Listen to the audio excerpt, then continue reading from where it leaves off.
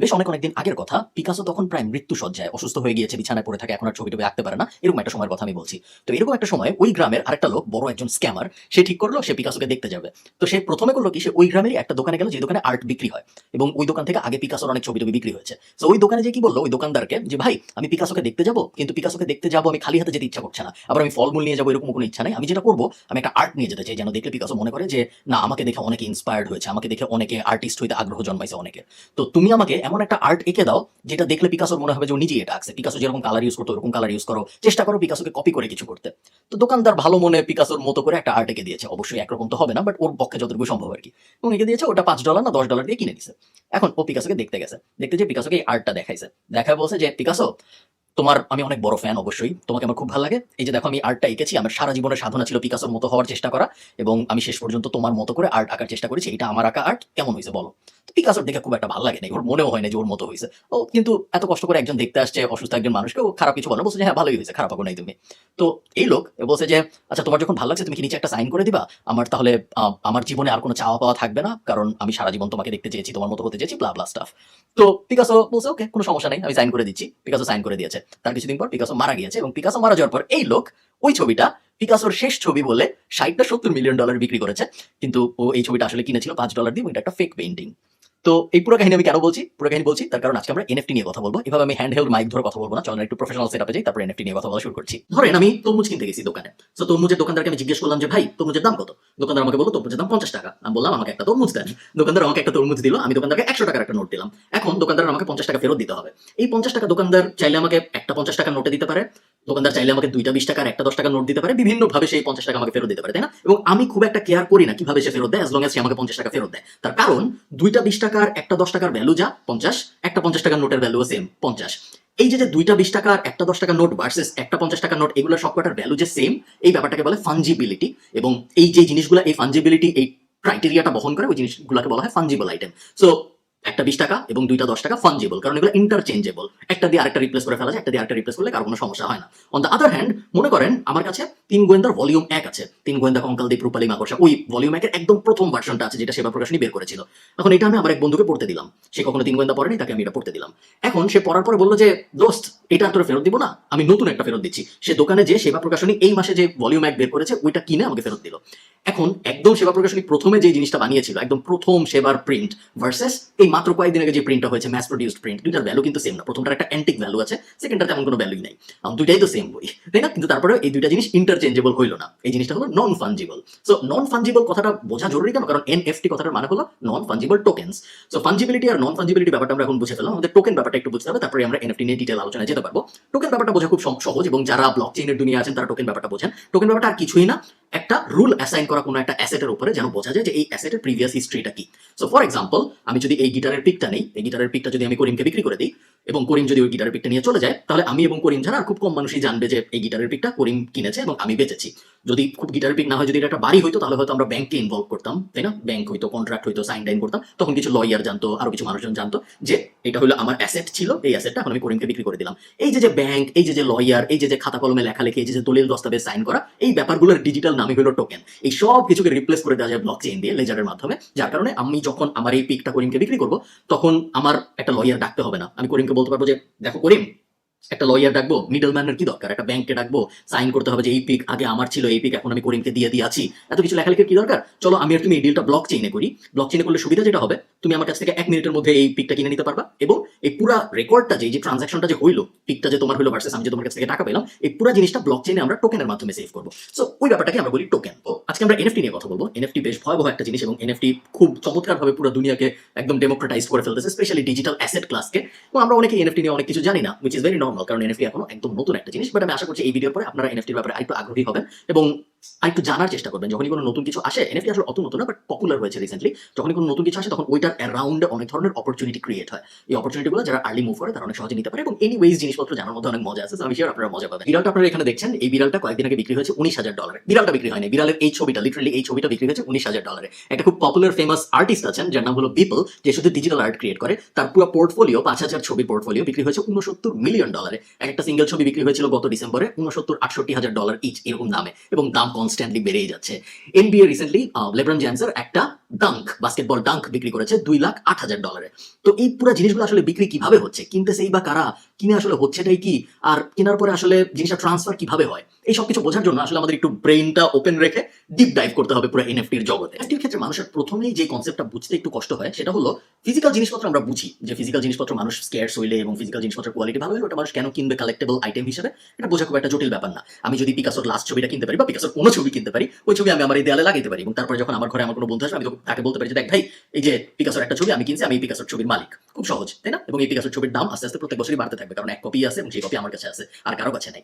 এখন এনএফটির নন fungible token ব্যাপারটা এই প্রবলেমটা সলভ করে দিয়েছে। সেটা হলো আমরা এখন কোন জিনিসের মালিক ডিজিটালিকে এটাও বুঝতে পারতেছি। আগে যদি আপনার কাছে একটা পিস, ওই যে বিড়ালের ছবিটা আমি একটু আগে দেখালাম না, $19,000 যেটা বিক্রি হয়েছে, ওই ছবিটা আপনি রাইট ক্লিক করে সেভ অ্যাজ দিয়ে আপনার কম্পিউটারে সেভ করে রাখতে পারেন। আবার একটু আগে পিপলের যেই 69 মিলিয়নের পোর্টফোলিও সেলের কথা বললাম, ওখানে 5,000 ছবি আছে টোটাল। ওই 5,000 ছবির যে কোনোটা আপনার ইচ্ছা হলে আপনি রাইট ক্লিক সেভ অ্যাজ দিয়ে আপনার কম্পিউটারে ওই ছবি ডাউনলোড করে রাখতে পারেন। বা এনবিএ যে লেব্রন জেমসের বাস্কেটবল ডাঙ্কের ভিডিওটা বিক্রি করেছে $2,08,000, ওটাও চাইলে ভিডিও আপনি ডাউনলোড করে রেখে দিতেই পারেন। কিন্তু আপনি ওই জিনিসের আসল মালিক না, আপনার কাছে একটা কপি আছে। আসল মালিককে এটা এখন এনএফটির মাধ্যমে আমরা বুঝতে পারছি। তো ওই প্রবলেমটা সলভ হয়ে গেল যে আসল মালিককে নকল মালিককে এটা বোঝার জন্য আর কোনো সমস্যা হচ্ছে না।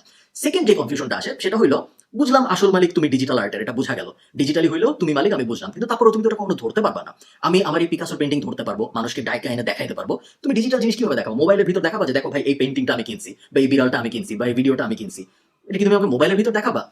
এখানে একটা ব্যাপার আমাদের একটু চিন্তা করতে হবে যে আজকের দুনিয়াটা এবং আগামী 50 বছরের দুনিয়া সেম না। সামনে আমরা ভিআর এর দুনিয়া চলে যাচ্ছি, যেখানে আমরা সবাই ভিআর গগলস পরে থাকবো, আমরা অল্টারনেট লাইফে চলে যাবো, আমরা second life, third life type, game type দুনিয়ার মধ্যে চলে যাবো। যে যখন আমরা ভিআর গগল পরবো তখন আমাদের আশপাশের দুনিয়া নর্মালি আমরা যেভাবে দুনিয়া দেখি ওরকম হবে না। এখন আমার এই দেয়ালটা পুরো ফাঁকা সাদা, বাট আমি যখন ভিআর গগল পরবো তখন আমি ভিআর গগল পরে এনএফটিতে আমি যা যা কিনেছি ওগুলো চাইলে এই দেয়ালে সাজাতে পারবো, এবং আমার বন্ধুদেরকে আমার ঘরে যখন আমি ভার্চুয়ালি ইনভাইট করবো তখন আমি ওদেরকে এই আর্টগুলো দেখাতে পারবো। এরকম অনেক কনসেপ্ট চলে আসে ওইসব নিয়ে কথাবার্তা বলতে গেলে, বাট আমরা অত ডিটেইলে না যাই, কারণ আজকে আমরা এনএফটির বেসিক্স বোঝার চেষ্টা করতেছি।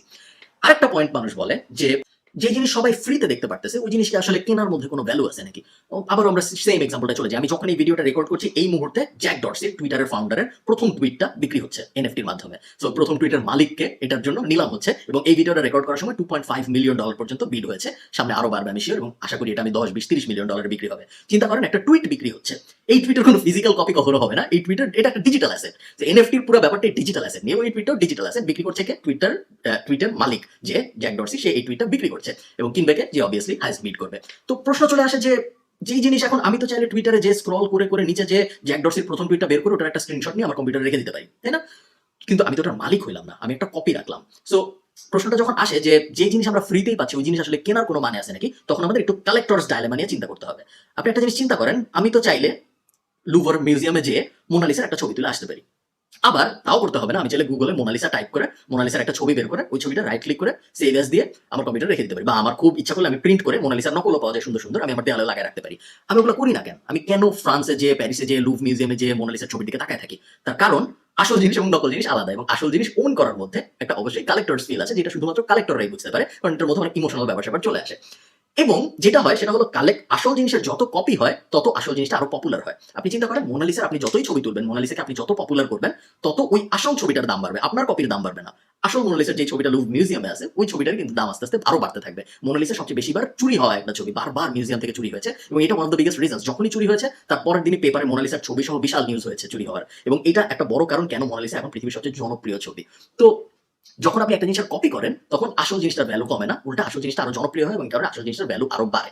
সো এই যে বিপলের ছবিগুলোর কথা আমি বললাম, এই ছবিগুলো মানুষ এখন কপি করছে, মানুষ এখন ডাউনলোড করছে, মানুষ এখন ইচ্ছা মতো শেয়ার করছে, তাতে আসল ছবি, আসল যে মালিক তার ছবির ভ্যালু কিন্তু কমতেছে না, উল্টা তার ভ্যালু আরো বাড়তেছে। ইনফ্যাক্ট সে কিনেছিল 69 মিলিয়নে, এখন সে প্রেডিক্ট করছে এটা $1 বিলিয়ন সে বিক্রি করতে পারবে। পুরো এই পোর্টফোলিওর মার্কেট ক্যাপ হবে $1 বিলিয়ন, এটা এখন প্রেডিক্ট করা হচ্ছে, এবং আসলে হয়তো তার থেকে আরো অনেক বেশি হয়ে যাবে।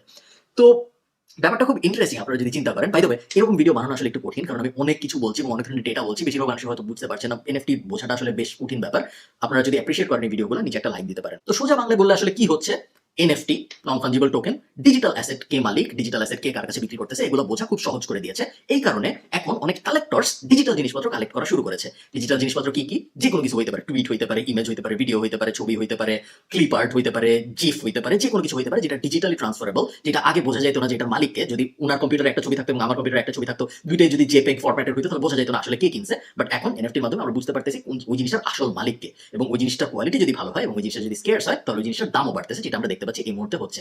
এখন এই পুরো ব্যাপার নিয়ে আমাদের কেন চিন্তা ভাবনা করা উচিত? প্রথমত চিন্তা ভাবনা করা উচিত কারণ ব্যাপারটা অবশ্যই অনেক কুল। সেকেন্ড হলো এনএফটি রিলেটেড অনেক জব আমরা অলরেডি মার্কেট প্লেসে দেখতে পাচ্ছি। এনএফটি রিলেটেড ওয়েবসাইট বানানো, ব্লকচেইন নিয়ে কোডিং নিয়ে কাজকর্ম করার, স্পেশালি ইথেরিয়াম নিয়ে যারা কাজকর্ম করে তাদের অনেক ধরনের জব অপরচুনিটিস চলে আসতেছে।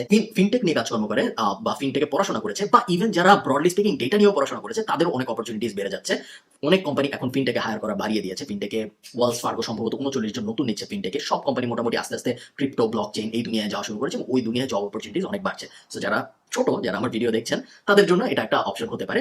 যারা গ্রাফিক ডিজাইনার তাদের জন্য অবশ্যই একটা বড় কাজ হওয়া উচিত যে এই ডিজিটাল আর্টের দুনিয়াটা স্টাডি করা এবং চেষ্টা করা যে নিজেরা ভালো কোনো ডিজিটাল আর্ট বানানো যায় নাকি যেটা মানুষ কালেক্টরস আইটেম হিসেবে কিনবে। এখানে একটা বড় সমস্যাও আছে, সেটা হলো পুরো জিনিসটা যেহেতু ব্লকচেইনের উপর ভিত্তি করে এবং স্পেসিফিক্যালি বলে ইথেরিয়ামের উপর ভিত্তি করে দাঁড় হয়ে আছে, তার কারণ আমাদের কোনো একটা টোকেন যখন আমরা বানাতে চাই তখন আমাদের ইথেরিয়ামের উপর ভিত্তি করে এটা মিন্ট করতে হয়। সো কথা ধরেন আমি আজকে আমার আইপ্যাড এখানে নাই, ধরেন আমি কিছু একটা খুব সুন্দর আর্ট বানিয়েছি, আমি একটা গ্রাফিক ডিজাইনার, আমি একটা ইলাস্ট্রেটর, আমি খুব সুন্দর একটা আর্ট বানিয়েছি। এখন আমি এই আর্টটা পৃথিবীকে দিতে চাই, যেন কেউ যদি কিনতে আগ্রহী হয়, কেউ যদি এনএফটির মাধ্যমে এই জিনিসটা কিনে তার কালেকশনে রাখতে চায় তাহলে আমি তার কাছে বেচতে চাই। এটা এখন আমি কিভাবে করবো? এটা করার উপায় হলো আমার ইথেরিয়াম ব্যবহার করে এই জিনিসটার উপরে মিন্ট করে একটা কয়েন বসাইতে হবে, যেন আমি দুনিয়াকে বলতে পারি যে এটা আমি হলাম মালিক, এখন আমি এটা পুরো দুনিয়াকে কেনার জন্য অফার করতেছি।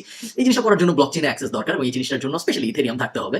আনফরচুনেটলি বাংলাদেশে আমাদের এখনো যেহেতু ক্রিপ্টো অ্যাভেলেবল না বা ক্রিপ্টো অ্যালাউড না, সম্ভবত ইলিগাল, এই কারণে আমরা ওগুলো খুব সহজে চাইলেই করতে পারবো না, যেটা একটা আনফরচুনেট ব্যাপার। বাট হোপফুলি খুব তাড়াতাড়ি চেঞ্জ হয়ে যাবে। এছাড়াও এখন অনেকগুলো ওয়েবসাইটও চলে এসেছে, আমি চেষ্টা করবো ডেসক্রিপশনে কিছু লিঙ্ক দিয়ে দেওয়ার, যে ওয়েবসাইটগুলো আপনি এই মিন্টিং এর পুরো প্রসেসটা তাদের দিয়ে করাতে পারেন। সো আপনার কষ্ট করে আর ক্রিপ্টো কিনে মিন্ট করতে হচ্ছে না, আপনি তাদের ডলারেই পে করছেন, তারা ক্রিপ্টো কিনে তারা মিন্ট করে দিচ্ছে আপনার হয়ে। এরকম কিছু সলিউশন এখন আছে যেগুলো এখন আমরা ব্যবহার করতে পারি যতদিন পর্যন্ত না ক্রিপ্টো লিগাল হয় বাংলাদেশে। আমি অনেস্টলি জানি না কেন লিগাল হচ্ছে না, কোনো মানে নেই ব্যাপারটার। বাট আমি রেকমেন্ড করবো কাউকে কোনো ধরনের ভয়াবহ ইনভেস্টমেন্টে না যেতে। সো কালেকশন করার দিকে না যান, আপাতত বিক্রির দিকেই থাকেন।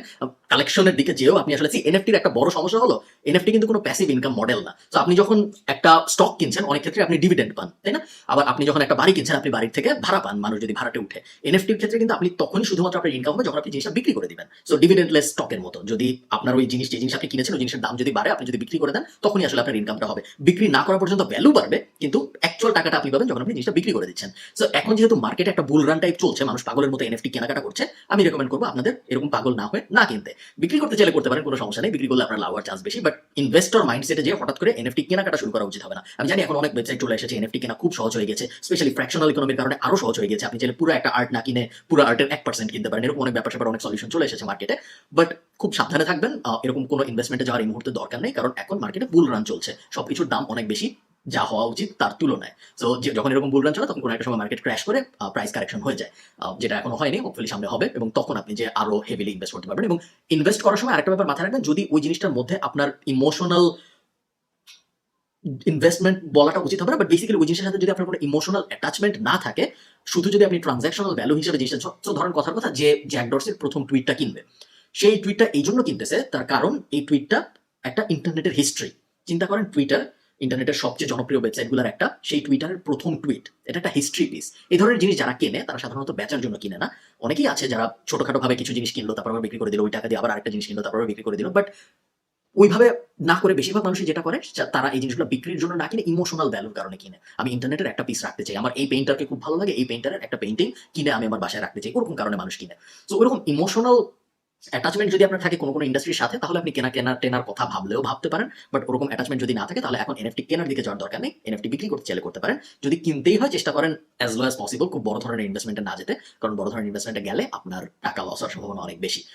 এই ভিডিওর মূল উদ্দেশ্য হলো আপনাদের এনএফটির ব্যাপারে আগ্রহী করে তোলা, যেন এই ভিডিওটা একটা স্টার্টিং পয়েন্ট হয় এবং তারপরে আপনি গুগলে চলে যান, এনএফটি কি জিনিস নিয়ে ঘাটাঘাটি করা শুরু করেন, আপনি ইউটিউবে চলে যান, এনএফটি নিয়ে আরো রিসার্চ করা শুরু করেন, যেন এনএফটি রিলেটেড অপরচুনিটি অলরেডি অনেক এসেছে, সামনে আরো আসবে। ওই অপরচুনিটিগুলো যখন আসবে তখন ওই অপরচুনিটিগুলো যত বেশি পারা যায় আপনি যেন ক্যাপচার করতে পারেন। ভালো থাকেন সবাই, সবার সাথে দেখা হবে পরে কোনো একটা ভিডিওতে। তারা